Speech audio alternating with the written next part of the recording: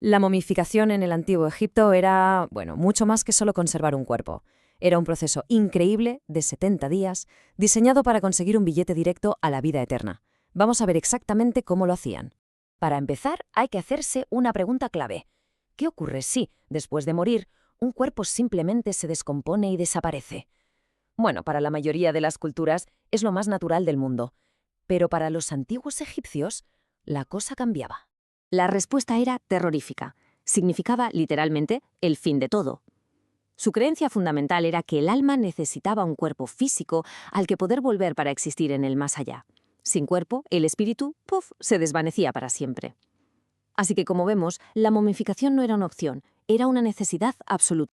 Para entender bien este viaje, vamos a seguir 5 pasos clave. Primero, el porqué de todo esto, sus creencias. Luego, el cómo, conociendo a los artesanos. Después, nos meteremos en la ciencia de la conservación, la magia que envolvía el vendaje. Y para terminar, el ritual que abría las puertas a la eternidad. Es que toda la sociedad egipcia, de verdad, giraba en torno a una cosa: prepararse para la vida después de la muerte. Y la pieza central, el pasaporte para esa eternidad, era tener una momia perfecta. Era, sin duda, la inversión más importante de sus vidas. Ojo que este proceso no lo podía hacer cualquiera, ni mucho menos. Era una tarea sagrada, súper compleja, y estaba reservada para unos artesanos muy, muy especiales, que trabajaban en talleres cerca de las necrópolis, o sea, las ciudades de los muertos. Esos especialistas eran los embalsamadores. Y no eran médicos como los entendemos hoy. Eran artesanos sagrados con un conocimiento brutal de anatomía y química. De hecho, el jefe de los embalsamadores se ponía una máscara del dios Anubis, el protector de los muertos, para invocar su poder durante todo el proceso. Y aquí empieza lo que es de verdad alucinante. El primerísimo órgano que extraían era el cerebro. ¿Por qué? Pues porque para los egipcios el cerebro no servía para nada. Creían que su única función era producir mucosidad. Así, tal cual. El centro de la inteligencia, como vamos a ver, estaba en otro sitio completamente distinto. El método para sacarlo era, bueno, ingenioso y bastante gráfico, la verdad. Metían un gancho de metal por la nariz hasta romper un huesecillo que hay detrás y a partir de ahí, literalmente, batían el cerebro hasta hacerlo líquido. Después inclinaban el cuerpo y lo drenaban todo por la misma nariz, un proceso que requería una precisión increíble para no destrozar la cara. Una vez el cráneo estaba vacío, pasaban al resto del cuerpo. Hacían un corte en el lado izquierdo del abdomen, y por ahí sacaban los órganos que se descomponen más rápido: el estómago, los intestinos, el hígado y los pulmones. Pero atención, había un órgano que nunca, jamás se tocaba: el corazón. Para ellos, ahí residía la inteligencia, la memoria, las emociones, todo. Era tan importante que el difunto lo iba a necesitar para el juicio final, donde su corazón se pesaba en una balanza para ver si había sido una persona justa en vida.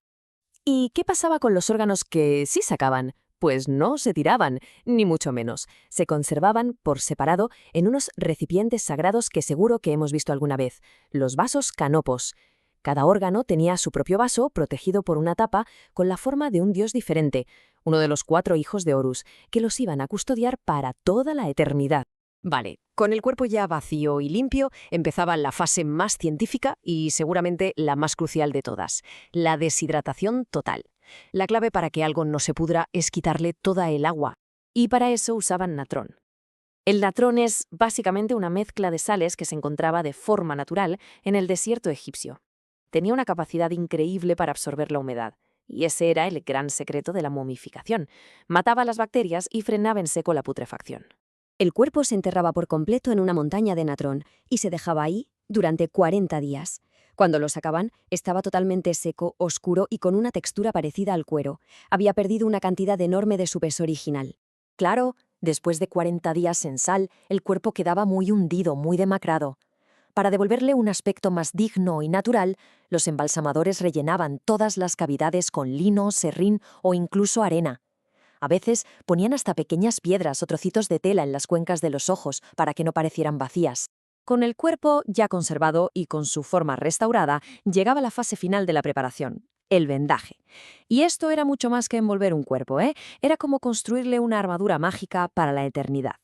Y no era poca cosa. Hacían falta cientos de metros de vendas de lino para envolver una sola momia. Era un proceso súper meticuloso. Empezaban por los dedos de las manos y los pies, uno por uno, y podían tardar varios días en terminar. Pero lo más fascinante de esta fase es que entre capa y capa de vendas iban colocando amuletos protectores. Cada uno tenía una función mágica. El más importante de todos era el escarabeo del corazón, que se ponía justo encima del pecho y llevaba un hechizo grabado para pedirle al corazón que no contara nada malo en el juicio de los dioses. La momia por fin estaba lista. Ahora solo quedaban las ceremonias finales que la iban a preparar para la tumba y sobre todo para su nueva vida en el más allá. Primero, le colocaban una máscara funeraria que idealizaba el rostro de la persona para que su alma pudiera reconocer su cuerpo sin dudarlo. Después, la momia se metía en el sarcófago, que era como su última fortaleza, decorado con hechizos y dioses para protegerla. Y justo antes de sellar la tumba para siempre, llegaba el ritual más importante de todos, la ceremonia de la apertura de la boca. Un sacerdote tocaba simbólicamente la boca, los ojos y los oídos de la momia con unas herramientas especiales. Este acto lo cambiaba absolutamente todo. Sin él, la momia era solo un objeto. Con él, el espíritu podía volver a usar sus sentidos para comer, hablar y, en definitiva, disfrutar de la eternidad. 70 días. 70 días de un trabajo científico, artístico y espiritual increíblemente complejo. Todo este esfuerzo nos deja con una última reflexión. ¿Qué nos dice esta obsesión por preservar el cuerpo sobre cómo veían la muerte los antiguos egipcios? Quizás, simplemente, que para ellos no era un final, sino el verdadero comienzo del viaje más importante.